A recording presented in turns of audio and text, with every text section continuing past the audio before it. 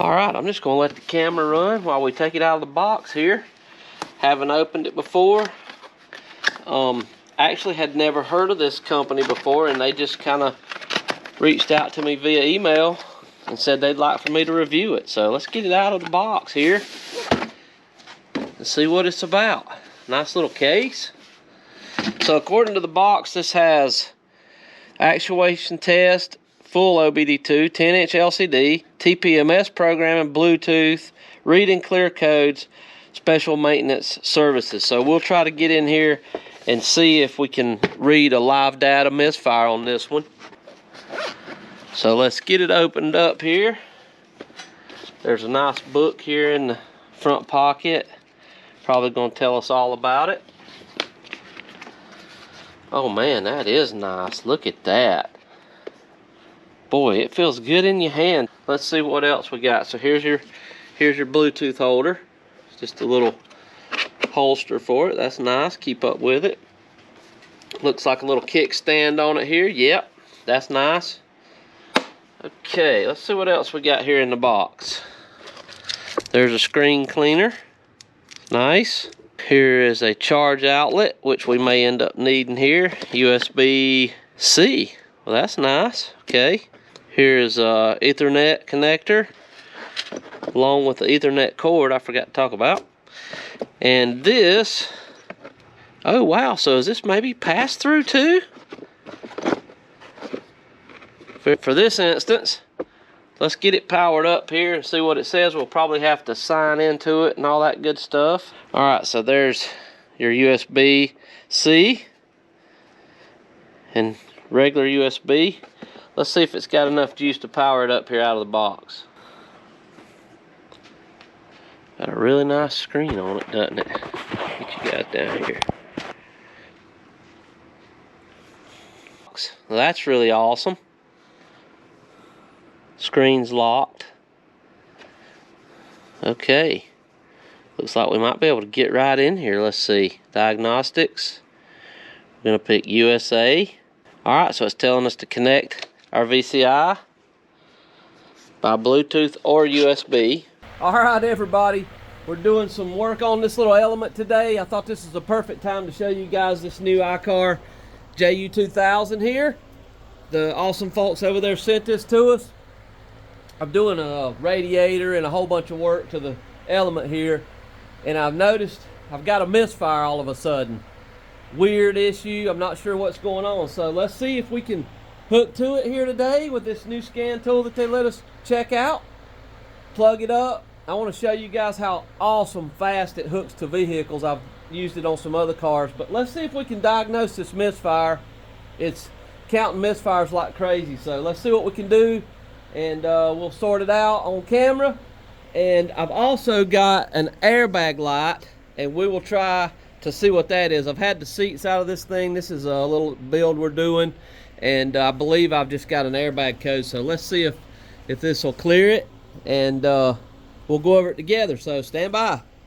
All right, so first off, on the back is our data link connector, and we're gonna hook that up on here. Now Hondas are weird about where they're gonna be, but I believe this one's pretty easy to get to. So let's see if we can get it hooked up. All right, so as you notice, it's running pretty rough, and we've got a flashing check engine light here. So let's hook to it and see what we see. All right, guys, for the sake of truthfulness, I want you guys to know I've never had this particular vehicle hooked to this tool, and I want to show you guys how fast it hooks to it. So we're going to go Diagnostics, Asia. This is a Honda. All right, so as you'll notice, it'll connect to the Bluetooth here. No wire. You can hook it up by wire if you'd like, but this will give you a real-time idea about how long it takes. That's all there is to it. That's real-time, no editing. All right, here we'll go USA.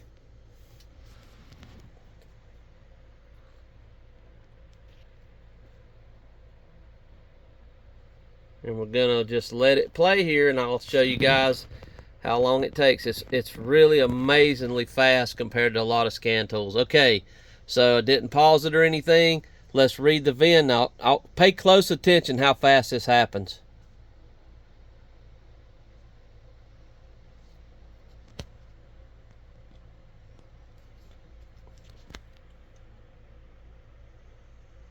So pretty quick. That's the correct VIN, last 0545. All right, so we're gonna hit OK. Yes.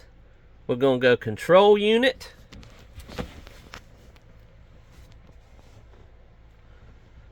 And our ignition switch is on.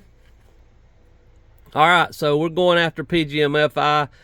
That's another word for engine control module. That's what we're going after today, because we have a misfire, of course. Let's let it initialize here. All right, today let's read fault code.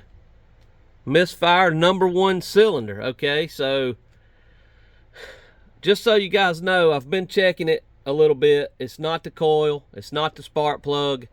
I've got an idea that it possibly may be an injector. So let's go and watch real-time data. Let's crank it up here. And what I want to do is look at view data. I want to look at the misfire data on this right quick, so we can actually watch it in real-time misfiring. Okay, so what's cool about this, you can hit search and start typing misfire, and brings it right up. Check that out. So we're gonna go cylinder 1, 2, and 3, and 4 misfire, and hit show selected.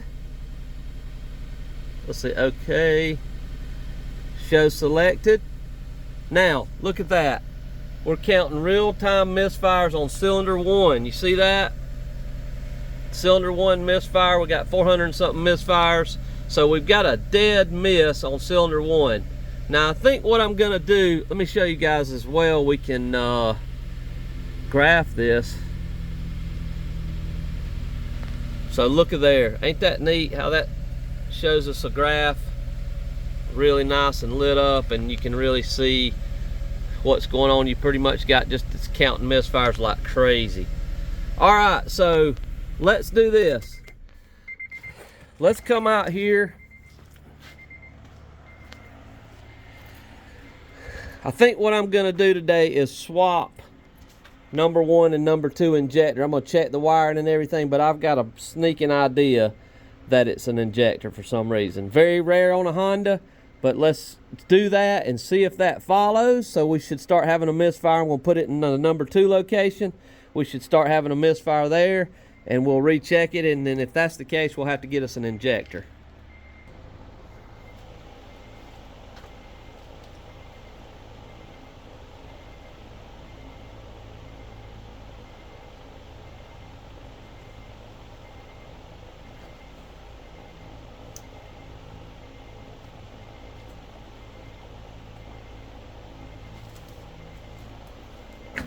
All right, so I got them swapped around here now. Let's go in the car and see what's going on with see if that follows it.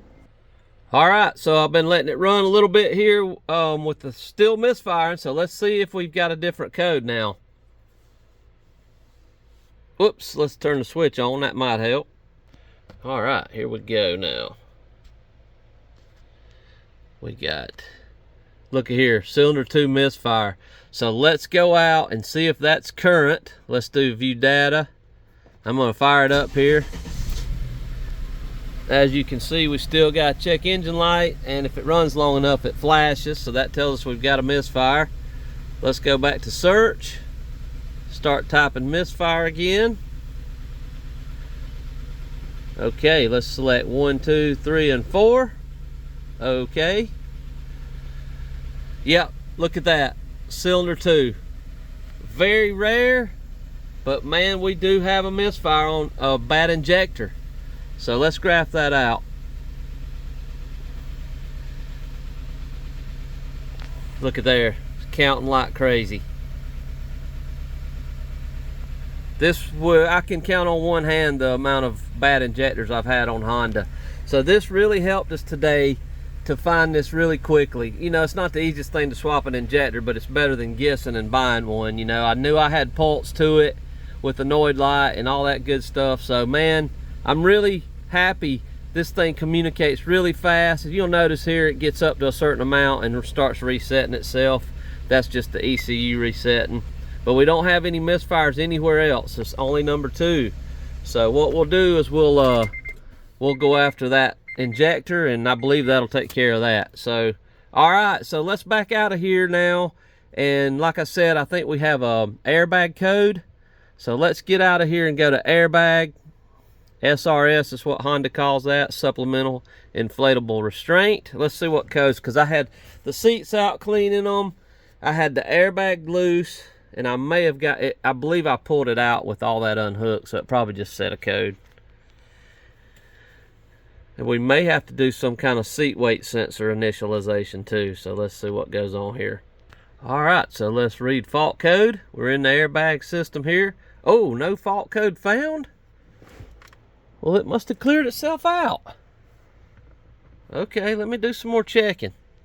Well, it sure did. The airbag light's supposed to be right here beside this low fuel light here, and it's out. So I guess after a few ignition cycles of everything being plugged back in, it ran a self-test, so that's really good.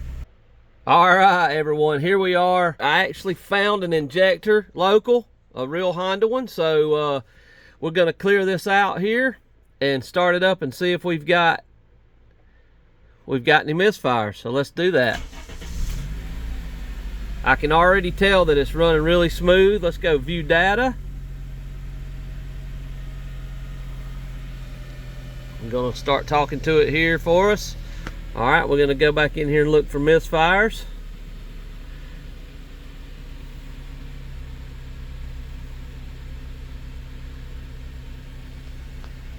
Check that out.